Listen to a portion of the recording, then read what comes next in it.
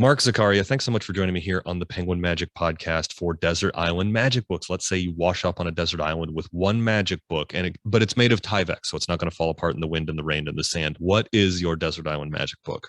It's got to be the Stars of Magic Volume One. Ever since being a kid, I lived out of that. Was so proud of learning slow motion four aces, Oh, some of the philosophy that some of the magicians offered in there. There's just so much good material, card and coin material in there. I love that book. We're talking about Stars of Magic, the blue book, Right, as a lot of people know it. I know that there's been a reprint, soft cover. It's got a right. star on it, looks cool. But man, that blue book with the silver type on, and then that's where a lot of people learn Triumph. Yes, yes, and I got to tell you, when I was growing up in Long Island, there was a shop, Esposito's Magic Shop, Rockville Center. He's getting ready to close up his doors, and I said, "Look, I want to make one more purchase before I go. Hmm. What do you recommend?" He said, "Not a trick, always a book." He said, Hmm. "And this is the book you want." Oh man, get the last purchase in a brick and mortar magic shop being Stars of Magic is so good. Right? It's it's for those of you who are not familiar with it, you should check it out. There's going to be a link in the description. But it is some of the when do you remember when it was published or when because it was originally a series of pamphlets that got then collected into the Stars of Magic I can book. tell you, I probably bought it around 1974. Hmm. And given a little bit of time, I could pull it off the shelf. But Yeah. it It- was it was the book at the yeah. time. He said, "This is the one." Yeah, it's got Vernon, it's got Scarney is in it. Yep, I think yep. it's full of amazing stuff. Pump And Room all Fantasy. Yep. yeah, Just some great stuff in there. it's literally the book that taught a lot that introduced some of what we consider to be classics in magic Yes. to a new generation. And just out of curiosity, what's your favorite piece from the book? Slow motion four aces. It took me a while to master it as it was Hmm. written. Hmm. And it was only after years and years of finally earning my way up to Fector's when I started seeing some professionals perform their version of this. It's Hmm. just outstanding. What a beautiful piece of magic when you can do that effect with ungimmicked cards. Oh yeah, and please describe the effect for the listeners who may not be familiar with it. In short, you're dealing out the four aces into what would ostensibly be four poker hands. You deal three indifferent cards onto each of them, and one by one, you show that the aces have left the piles one, two, and three to go into the dealer's hand, and you can show the dealer's hand after each time. So you have two, then three, then all four aces. You begin and end clean. Oh, it's such a great effect. The Stars of Magic also holds a special place in my heart because if you'll permit a small story, it is my favorite book that I own that is signed. I have a signed copy. However, it is not signed by any of the magicians who are in it. Okay. I went to go when the Amazing Jonathan went back on tour. I knew I Ah, wanted something signed by the Amazing Jonathan, and so I brought my copy of Stars of Magic. yeah. And he looked at me, and it's a because I have a first edition blue hardback of the Stars of Magic, As do and I. I said, Mr. Jonathan, would you please sign this? And he looked at me and he looked at the book and he said, "Are you serious?" And I said, "Yes." And he opened it up and he wrote, "Don't do any of this expletive." Signed Amazing J, and it is to this day my favorite thing that I've ever had signed by a magician. I get it. I get it. And he is just outstanding, isn't he? He's one of a kind. I love Oh, him. he really is. His Penguin lecture is well worth the watch. But Mark, we're getting way off topic here. But Stars of Magic, what a great book to take onto a desert island. It's full of amazing stuff, and the listeners should check it out. Mark, thanks so much for joining me here on Desert Island Magic Books. All my pleasure.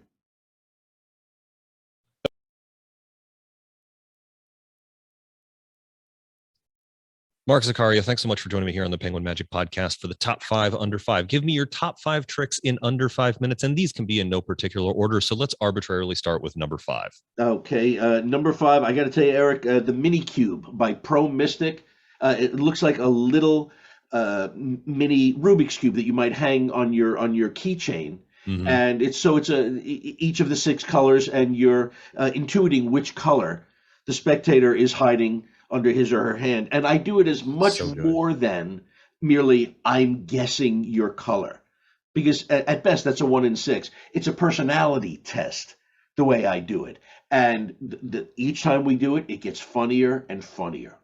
It's man, the pro mystic stuff is so good, Oh, and I absolutely. mean, like, you get really really great products, because I mean they're the Cadillac of electronic things, and I know the great part is Penguin has been working with Pro Mystic, and so you can actually get the Pro Mystic stuff on Penguin's site. If you're listening to this, it is, if you're looking for like stuff that is real magic, and the Pro Mystic Cube is so great. Well, that's a great start to this list. Let's move on to number 4. Sure. Well, I have to take a personal pride in this one. This is my crash and burn story deck. I Oh just find yeah. that it takes the story deck to a new level because it involves a signed spectator's card that repeatedly comes up in the story, has applause cues in it, ends with the spectator getting the applause, and if you want, you can leave the deck with the spectator at the end.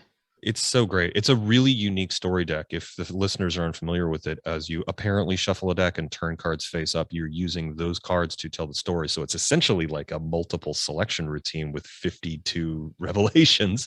And Mark's is particularly good. You teach it in your Penguin Life lecture that's going I to be coming do, out. and it's just one of the it's a showstopper because Yeah. people are just going to go, wait, what? Yeah, and the fact that the signed card keeps coming back over and over again in your story deck is really unusual for story decks and makes it really excellent. Well, that's great. Let's move on to number 3. Number three is a source of pride for me because it took me 2.5 years to get this up to ramming speed. Guy Hollingworth's The Reformation.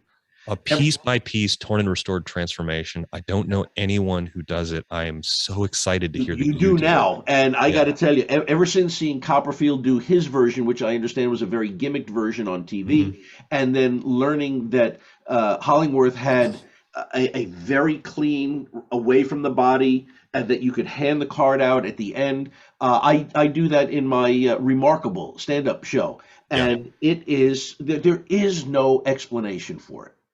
It's a remarkable piece of magic. It's actually, if you're interested in learning Guy Hollingsworth version, it's in his book Drawing Room Deceptions, which I'll put a link to in the description down below. But And by the way, it's so read the good. introduction Yeah. in that book. Don't skip the introduction.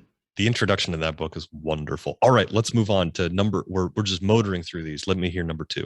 Danny D'Ortiz's Any Card at Any Number. Of course, he has 227 variations by the Yeah, time you're this gonna. comes out. All right, I'm gonna need you to get specific here, because this is the top 5 under 5, not the top 110,000 under So 5. the first one I was introduced to was a single deck, no gaff, no memorization version of the Any Card at Any Yeah, Number. It plays clean. I mean, just imagine the impact, how you're able to draw people from two different parts of the table involved, and everybody wants to know, there's that suspense that builds up, and then boom, you nail yeah. it. It's just a hands up, I'm done. Thank you very much for playing effect. He's so good at that. He's got a year-long project right now of Any Card at Any Numbers, and just each one that he comes out with is better than the last, and it's Absolutely.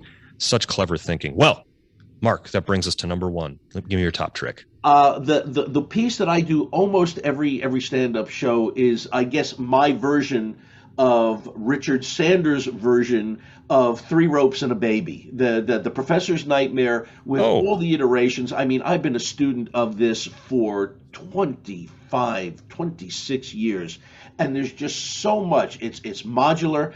mhm. But when it plays out, it gets everybody in the room involved. It's just, and again, ungaffed. I love seeing different people take on the professor's nightmare in new and interesting ways, because it's sort of one of those tricks that a lot of us, are sort of introduced to early on, where you Yep. have a short rope, a medium rope, and a long rope, and they all become the same size, and then they all change back, and it's really one of those where you sort of go, oh, that's old hat, I'm not interested in it, and then if you revisit it when you've got a lot more magical knowledge, you can do some really cool stuff with it if you put your Oh, mind to it. without question, without question. It's just one of my signature pieces. Well, Mark, thanks so much for sharing these with us. Those are 5 amazing tricks. Thanks so much for joining us, and we'll have to have you back on the show soon. I look forward to it.